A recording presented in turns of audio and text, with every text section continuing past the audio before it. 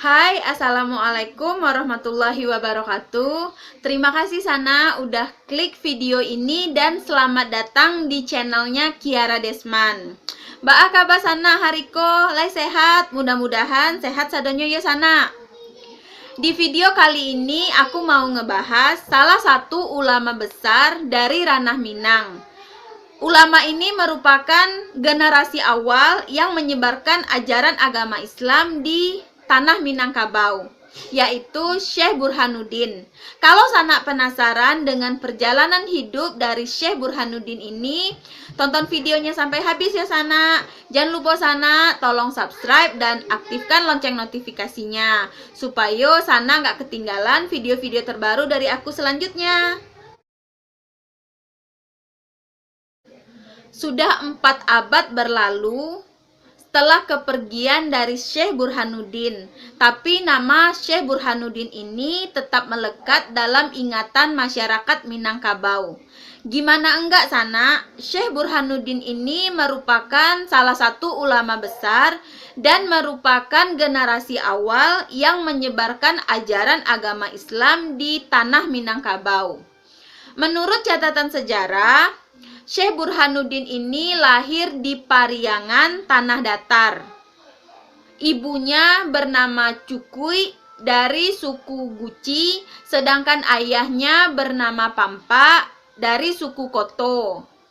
Syekh Burhanuddin ini nama kecilnya adalah Kunun, tapi keluarga dan teman-temannya lebih sering memanggilnya dengan panggilan Pono.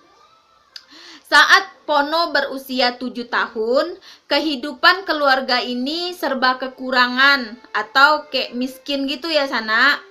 Hal inilah yang membuat akhirnya Pampa, ayahnya Pono ini memutuskan untuk hijrah ke daerah baru ke arah pesisir. Akhirnya mereka memutuskan untuk pindah ke Sintu Lubu Aluang. Setelah lama berdiam di Sintu Lubu Aluang, Pono ini mendengar cerita atau kabar kalau ada seorang ulama bernama Yahyuddin atau yang dikenal dengan Tuanku Madinah yang bisa mempelajari lebih dalam ajaran agama Islam. Pono ini berniat untuk mempelajari agama Islam dengan Tuanku Madinah. Disampaikanlah niatnya ini sama kedua orang tuanya. Melihat kebulatan tekad dan keinginan yang besar dari Pono, akhirnya kedua orang tuanya ini mengizinkan Pono untuk mempelajari ajaran agama Islam bersama Tuanku Madinah. Sekitar 3 tahun, Pono mempelajari ajaran agama Islam dengan Tuanku Madinah. Bersama Tuanku Madinah ini, Pono mempelajari lebih dalam tentang ajaran agama Islam, sejarah Islam, tauhid, tafsir, zikir, dan banyak lainnya. Sebelum Tuanku Madinah ini meninggal, dia berpesan kepada Pono, menyuruh Pono untuk pergi ke Aceh untuk menemui Syekh Abdul Rauf Singkil untuk lebih memperdalam lagi ajaran agama Islam atau ilmu agama Islam. Setelah Tuanku Madinah meninggal, Pono ini akhirnya membulatkan tekadnya, disertai dengan izin dan restu dari kedua orang tuanya. Akhirnya Pono memutuskan untuk berangkat ke Aceh untuk menemui Syekh Abdul Rauf. Setibanya di Aceh, Pono langsung menemui Syekh Abdul Rauf dan menyampaikan keinginannya agar bisa menjadi murid dari Syekh Abdul Rauf dan mempelajari lebih dalam ilmu agama Islam. Pertama kali Syekh Abdul Rauf ini ngeliat Pono, dia langsung teringat akan pesan gurunya kalau akan ada calon murid yang berasal dari arah selatan yang akan menjadi ulama besar dan menjadi penyebar agama Islam di tanah Minangkabau. Tanpa ragu Sana, Syekh Abdul Rauf ini langsung menerima Pono sebagai muridnya.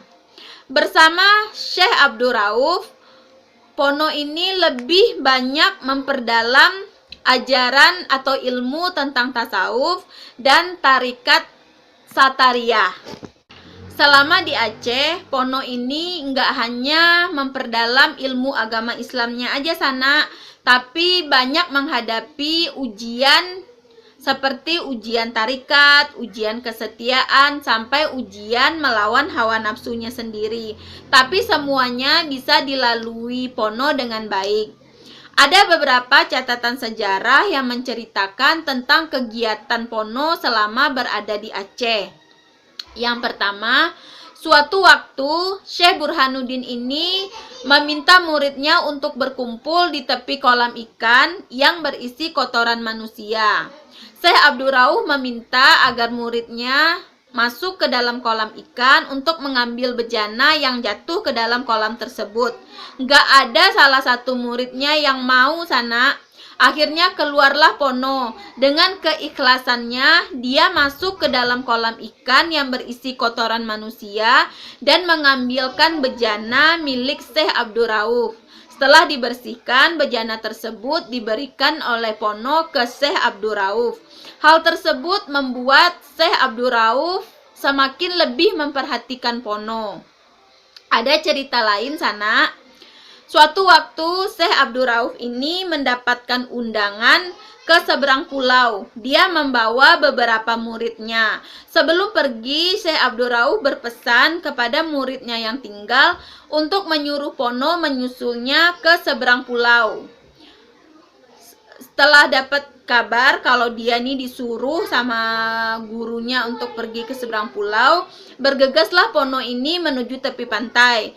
Tapi malangnya waktu itu nggak ada satupun kapal yang akan menyeberang ke pulau tersebut.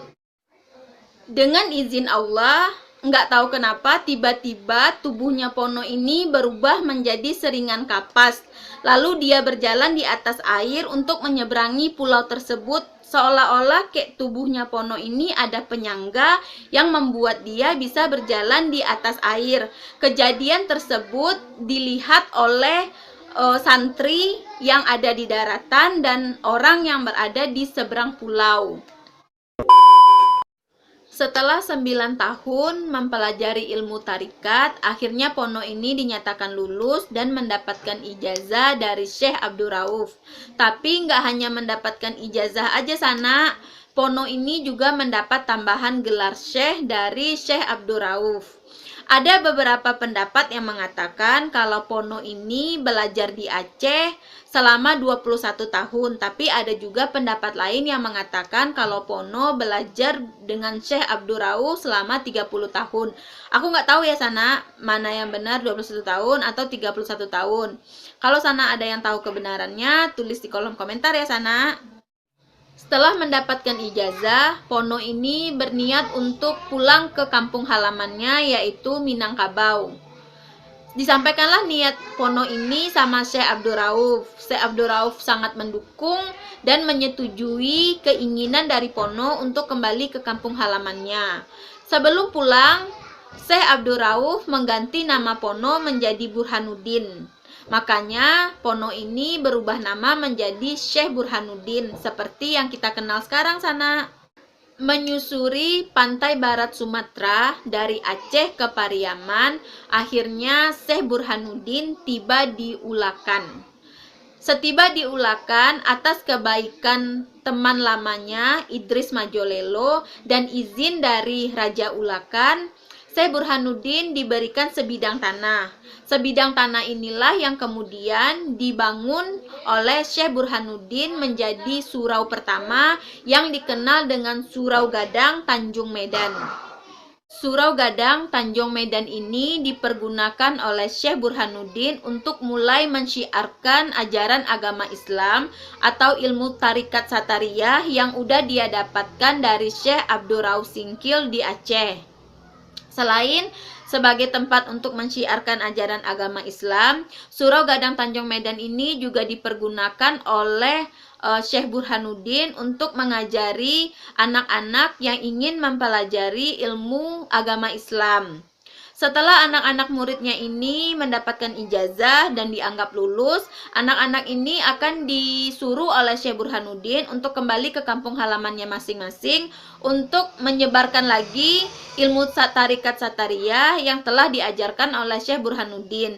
Jadi begitulah caranya Sana, Syekh Burhanuddin ini menyebarkan agama Islam ke seluruh penjuru tanah atau bumi Minangkabau. Sekian dulu Sana pembahasan soal perjalanan hidup Syekh Burhanuddin dari Pono menjadi Syekh Burhanuddin yang kita kenal sekarang sebagai ulama besar dari Ranah Minang dan merupakan generasi awal yang menyebarkan ajaran agama Islam di bumi Minangkabau.